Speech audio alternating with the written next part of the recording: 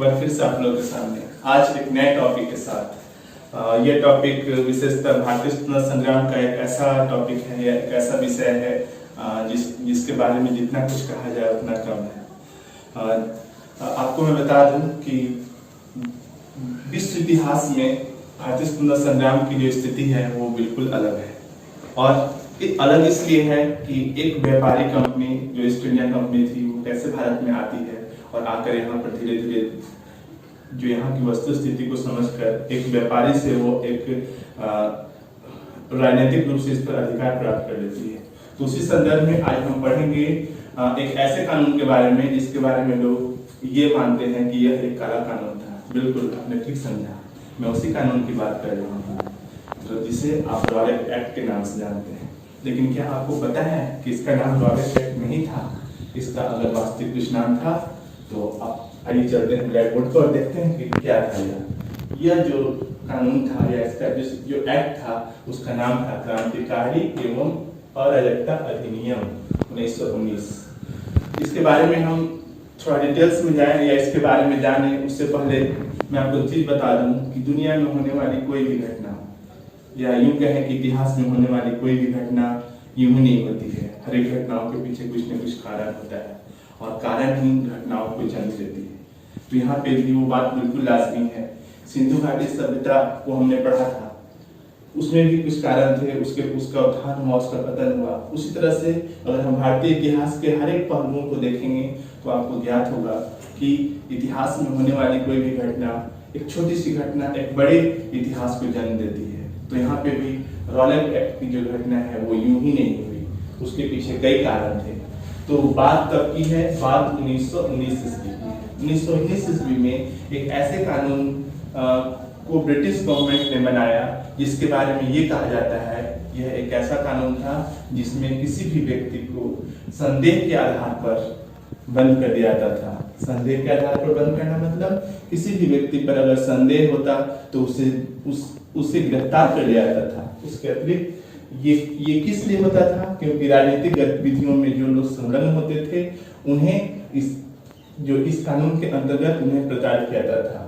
और इस कानून की जो विशेषता थी उसमें यह था कि अगर किसी व्यक्ति पे संदेह है, अगर ब्रिटिश गवर्नमेंट को ऐसा लगता है कि यह व्यक्ति ब्रिटिश गवर्नमेंट के खिलाफ कोई कार्य कर रहा है तो सिर्फ संदेह के आधार पर ना उसे सिर्फ जेल में बंद कर दिया जाता बल्कि अनिश्चितकालीन उससे दंड दिया जाता था। दंड की कोई सीमा नहीं थी, परंतु प्राय किताब में हम ऐसा देखते हैं कि यह जो है 2 वर्षों की होती थी। इस प्रावधान के अंदर एक विशेष न्यायालय का गठन किया गया था और इसमें 3 जज होते थे और इनका काम होता था कि जिस व्यक्ति को गिरफ्तार किया जाता था उनके खिलाफ कार्रवाई करना। इस कानून को काला कानून इसीलिए कहा जाता था कि इसमें ना कोई दलील चलती थी, ना कोई वकील होता था और ना ही इस पर कोई अपील की जाती थी। तो ये तो कानून की बात है। लेकिन आइए हम अब उन घटनाओं को देखते हैं जिनके कारण आखिर क्या कारण थे कि जिसके कारण से ये कानून बनाना पड़ा। तो हम चलते हैं ब्लैक बोर्ड के दूसरे भाग में और देखते हैं। तो जैसा पता होगा आपको कि प्रथम विश्व युद्ध जो हुआ था वो 1914 से 1918 ईस्वी के बीच में हुआ था। और इस विश्व युद्ध के दरमियान 2 विश्व के गुट थे, एक का नाम था ध्रुवी राष्ट्र और एक का नाम था मित्र राष्ट्र। मित्र राष्ट्र जिसका जो प्रमुख था वो इंग्लैंड था, वो इंग्लैंड उसका नेतृत्व कर रहा था, जबकि जर्मनी ध्रुवी राष्ट्र के नेतृत्व कर रहे थे। इस बीच जब प्रथम विश्व युद्ध चल रहा था उस विश्व युद्ध के दरमियान भारत की राजनीतिक गतिविधियों के बारे में जानने के लिए या उन गतिविधियों पर नियंत्रण रखने के लिए क्या किया गया? एक नियम बनाया गया जिसे कहा गया डिफेंस ऑफ इंडिया एक्ट, जो 1915 ईस्वी में ब्रिटिश गवर्नमेंट के द्वारा या ब्रिटिश संसद के द्वारा पारित की गई। और इस अधिनियम का उद्देश्य ये था कि प्रथम विश्व युद्ध के दरमियान अगर कोई भी राजनीतिक घटनाक्रम होगी भारत में तो उस पर नियंत्रण रखा जा सके। और जर्मनी और रशियन जो लिंक थे उसको ढूंढना उनका काम था। क्योंकि यह मेन उद्देश्य डिफेंस ऑफ इंडिया जो एक्ट था उसका उद्देश्य था कि प्रथम विश्व युद्ध में जब इंग्लैंड व्यस्त रहेगा उस परिस्थिति में ऐसा ना हो कि जो निवेश है भारत उसमें कोई ऐसी गतिविधि उत्पन्न हो जाए कि भारत से उसे जाना पड़े। तो इन्हीं सब चीजों को ध्यान में रखते हुए डिफेंस ऑफ इंडिया एक्ट बनाया गया। परंतु इस जो एक्ट था उसकी जो समय सीमा थी वो सिर्फ 6 माह की थी विश्व युद्ध समाप्त होने के बाद। तो विश्व युद्ध 1918 में समाप्त होना था। उस 1918 ईस्वी में समाप्त होने के पूर्व ही ब्रिटिश गवर्नमेंट के एक सीनियर जज जिनका नाम सर सिडनी रॉलेट था, उनके अध्यक्षता में एक कमेटी बनाई गई। और आइए हम देखते हैं टाइमलाइन के माध्यम से कि कैसे घटनाएं बदली और धीरे धीरे करके यह कानून जो है और उस कमेटी का उद्देश्य भारत में हो रहे राजनीतिक गतिविधियों पर नियंत्रण करना था। और उनके मन में यह भी सवाल उठ रहा था कि आखिर ऐसा क्या किया जाए जिसके कारण से राजनीतिक गतिविधियों पर पूरी तरह से प्रतिबंध लगाया जा सके। इसी पॉइंट ऑफ व्यू से या इन्हीं सब चीजों को ध्यान में रखते हुए जब कमेटी का गठन किया गया, उसके बाद 1917 ईस्वी में और फरवरी 1918 में सर सिडनी के द्वारा उस रिपोर्ट को प्रस्तुत किया गया। और उस रिपोर्ट में 2 प्रकार के अधिनियम की बात की गई। पहले अधिनियम को तो उनके द्वारा या जो ब्रिटिश संसद है उसके द्वारा उसको समाप्त कर दिया गया या उस पर विचार नहीं किया गया, परंतु एक दूसरा जो अधिनियम था जिसका नाम क्रांतिकारी एवं अराजकता अपराध अधिनियम था, उसे ब्रिटिश संसद ने अपने संसद भवन में पारित किया, जिसे रॉलेट एक्ट के नाम से जाना जाता है। और मैंने पहले बता दिया है कि इस एक्ट के अंदर क्या क्या चीजें थी, जैसे संदेह के आधार पर किसी को गिरफ्तार कर लेना, उसको बंदी बनाना, उससे 2 वर्षों की सजा देना और उसके लिए विशेष न्यायालय की स्थापना करना, ये सारी चीजें इस नियम के अंतर्गत थी। परंतु यह नियम जैसे ही बनाया गया, भारत के बहुत सारे जो बुद्धिजीवी थे, खासकर कांग्रेस के लोग और भी जो लोग थे, उनके द्वारा इसका विरोध आरंभ कर दिया गया। और उसी विरोध में सबसे पहले मोहम्मद अली जिन्ना, मदन मोहन मालवीय और मंजूर हक जो व्यवस्थापिका सभा के सदस्य थे, उनके द्वारा इस नियम के विरोध में या इस एक्ट के विरोध में इस्तीफा दे दिया गया। ये तो बात इस्तीफे तक ही थी, परंतु उसके अलावे 30 मार्च 1919 ईस्वी को स्वामी सहजानंद द्वारा दिल्ली में इसका विरोध आरंभ किया गया। मैं आपको एक चीज और बता दूं कि ठीक उसी समय भारतीय इतिहास में एक ऐसे व्यक्ति का प्रादुर्भाव होता है जिसके बाद भारतीय स्वतंत्रता संग्राम की लड़ाई का जो पैटर्न है, जो उसका स्टाइल है, वो बदल जाता है। और वो कोई नहीं, महात्मा गांधी थे। जी हाँ, बिल्कुल, महात्मा गांधी वो 9 जनवरी 1915 ईस्वी को भारत में आ चुके थे। और जिस समय यह रॉलेट एक्ट बना था, उस समय तक ये चंपारण, खेड़ा, इन क्षेत्रों में ये छोटे छोटे सत्याग्रह करके अपनी भूमिका को बता चुके थे। हालांकि वो भारत के लिए नए थे, लेकिन ब्रिटिश गवर्नमेंट के लिए वो नए नहीं थे, क्योंकि उसके पहले वो दक्षिण अफ्रीका में श्वेत और अश्वेतों की लड़ाई में उनको काफी प्रसिद्धि मिल चुकी थी और वो लोग जानते थे कि महात्मा गांधी कौन है। इन्हीं सब चीजों के बीच में महात्मा गांधी के द्वारा जो रॉलेट एक्ट बनाया गया था, उसके विरोध में फरवरी 1919 में ही सत्याग्रह सभा का निर्माण किया गया था, जिसका उद्देश्य इस एक्ट का विरोध करना था। परंतु 6 अप्रैल 1919 ईस्वी को जब वे मुंबई से अमृतसर की ओर जा रहे थे इस एक्ट का विरोध करने के लिए, तभी उन्हें रास्ते में रोक दिया गया। अब यहाँ सवाल ये उठता है कि महात्मा गांधी आखिर 6 अप्रैल को अमृतसर ही क्यों जा रहे थे?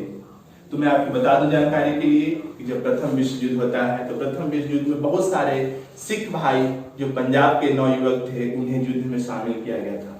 और उन्हें जब प्रथम विश्व युद्ध की समाप्ति हुई तो उन्हें सैन्य के पद से वापस हटा दिया गया। इसलिए वहां पे लोगों में बहुत ही ज्यादा लोग असंतोष उत्पन्न हो गए। और ये घटना सिर्फ ना अमृतसर में, पंजाब में, बल्कि लाहौर में भी यही स्थिति थी। कहने का अर्थ यह है कि प्रथम विश्व युद्ध के बाद अगर भारत में सबसे अधिक कहीं पर असंतोष की भावना उत्पन्न हुई तो वो क्षेत्र था पंजाब और वर्तमान पाकिस्तान का लाहौर। इस कारण से महात्मा गांधी के द्वारा 6 अप्रैल को वहां जाने का प्लान बनाया गया। परंतु रास्ते में ही ब्रिटिश गवर्नमेंट के द्वारा हरियाणा के पलवल नामक स्थान पर उन्हें ट्रेन से उतार दिया गया और फिर उन्हें पुनः गिरफ्तार कर वापस मुंबई भेज दिया गया। तो ये घटना 6 अप्रैल की थी।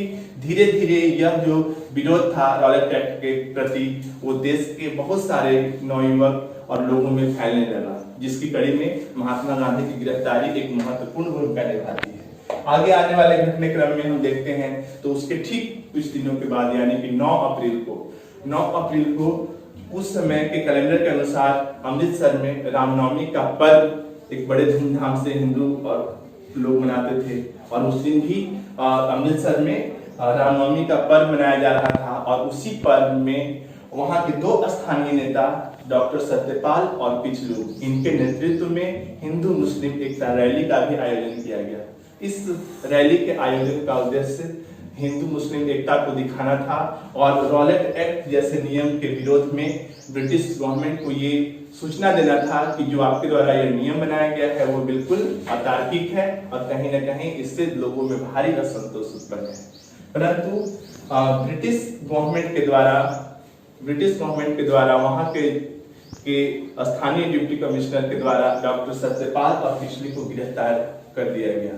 इस घटना के बाद पूरे पंजाब में रोष और आक्रोश का माहौल उत्पन्न हो गया और ऐसी घटना न सिर्फ पूरे पंजाब के लिए बल्कि पूरे देश के लोगों में एक दूसरे तरह की असंतोष को जन्म दे रही थी। यह असंतोष ब्रिटिश गवर्नमेंट के खिलाफ थी, क्योंकि ब्रिटिश गवर्नमेंट ये जानती थी कि जैसे ही प्रथम विश्व युद्ध समाप्त होगा, यहाँ पे लोगों के द्वारा जो वादे किए गए थे, जो ब्रिटिश गवर्नमेंट के द्वारा जो आश्वासन दिए गए थे, चाहे वो होम रूल का हो, चाहे उनकी नौकरी का हो, चाहे उनकी बेरोजगारी समाप्त करने की हो, उन सबों पर उन्होंने कोई ध्यान नहीं दिया। इस कारण से लोगों के द्वारा अब आक्रोश और असंतोष धीरे धीरे बढ़ने लगा और उसमें डॉक्टर सत्यपाल और पिचलू की गिरफ्तारी ने और इस आग में घी डालने का काम किया। इस घटना के बाद जो सबसे बड़ी घटना होती है, जिसके बारे में आप और हम सभी जानते हैं, यह विश्व की वैसी घटनाओं में माना जाता है जिसके बारे में ये कहा जाए कि इतनी बड़ी त्रासदी विश्व में अगर कहीं हुई है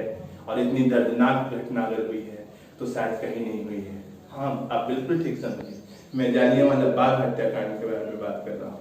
ये वही जालियांवाला बाग हत्याकांड की पृष्ठभूमि थी जिसमें न जाने कितने बच्चे, बूढ़े, 6 माह की बच्ची, ये सारे लोग अंग्रेजों की गोलियों के शिकार हो गए।